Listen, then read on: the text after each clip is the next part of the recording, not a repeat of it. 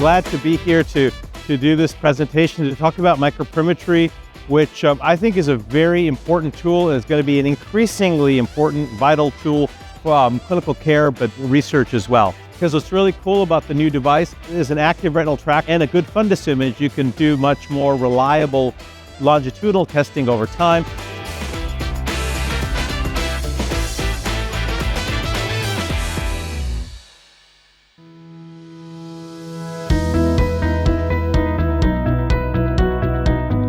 The advantage of microperimetry is that we can actually measure the sensitivity across the entire retinal area of interest. The amazing thing about microperimetry, and when you tie it into a confocal color image, is that you have amazing precision for exactly where that function is coming from. And that actually allows me to understand the pathophysiology of the disease. So that's completely, I think, transformed how we're able to study diseases.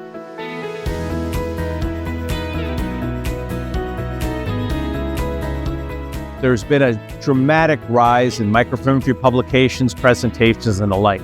And a big driver of it actually has been age-related macular degeneration and geographic atrophy, because we have terrible function and can be really compromised in terms of their life because of the fact that so much of the retina has been damaged.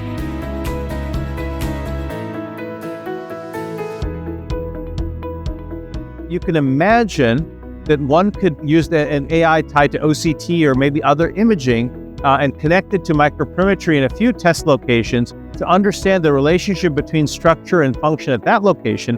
And then you can essentially use that to train a model to understand what the function should be in other areas, so you can actually speed up the functional result. You can also use AI potentially to sort of guess where it should test. And by analyzing the image again, and that by actually being more selective and strategic in your testing strategy, you could also speed the acquisition of microperimetry data and still get the same information. So I see AI as really supercharging microperimetry. I think I really love iCare, and I've been working with them on the research side because I think they're really committed to continuous improvement and really trying to bring new technology to the field.